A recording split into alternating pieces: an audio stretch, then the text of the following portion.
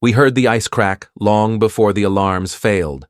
Erebus 9 always groaned in the night, its frozen crust splitting over molten veins.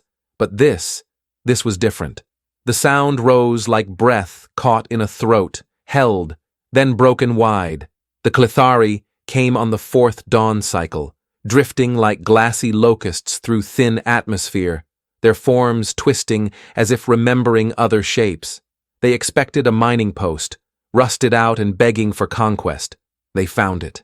Half-buried forges, 6 humans above ground, our bodies arranged like meat offerings. They mistook decay for surrender. We watched from below, silent, sweating, pressed into the Earth's radiant throat.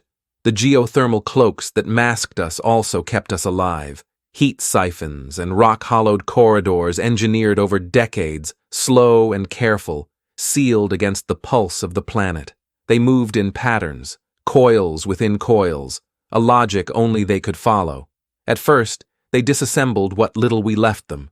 Sooted drills, outdated schematics. They mocked us, in their own way, cooing across their shared mind like nesting birds. And then, their drones began to vanish. One by one, scraped from their hive thought like scabs. Gone. We had planned for this, for the mind noise of an enemy that hears itself constantly. The geothermal pulses we deployed weren't just distortion. They were razors, splitting thought from thought, blurring command chains. Confusion took root. Paranoia bloomed. They sent more. Stalk-limbed things with black eyes and no mouths, stepping carefully into the caverns we'd carved over decades.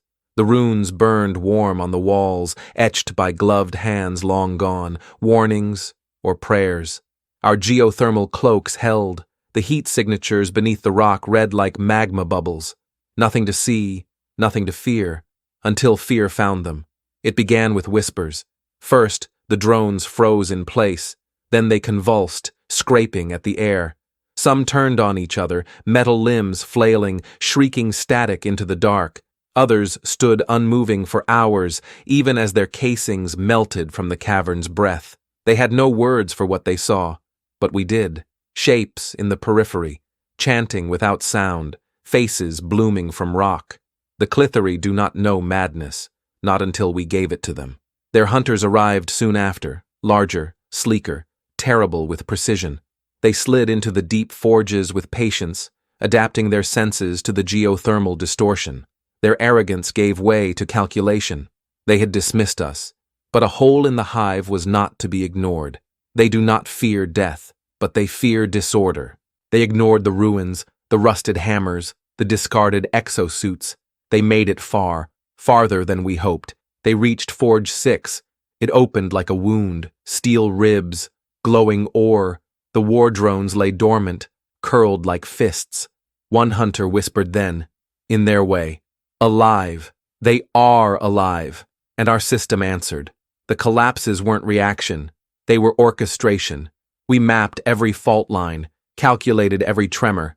The cave-ins began in sequence, south to north, wall to ceiling, heat to ash. Not rage, design. They screamed inside their minds as the rock fell, but none of us could hear them.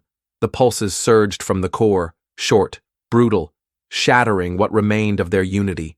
The hive broke like wet glass. A few crawled back to the surface, charred, humming. One of them stopped, turned its head to the wind, and spoke in our tongue, stolen and stiff. You wait under all things. You prepare beneath breath. You are not few. We let them leave. Not from mercy, from intent. We know they will not be believed. Not fully.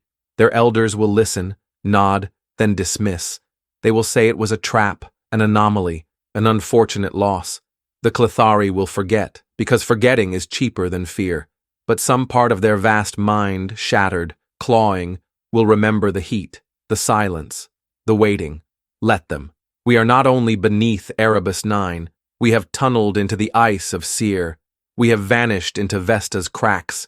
We are etched into moons whose names you cannot pronounce. The heat hides us, folds us in secret, keeps our hearts beating. You think we scatter when conquered. You think we die out like fireflies. You do not see the forge beneath your feet, but you will. They consume all language, even when it cuts. We etched the message in iron, deep beneath the last drone's broken path. A simple phrase, spoken in our deadest tongue, meant for those who find it too late. We wait in warmth. Now tell us, are you above ground?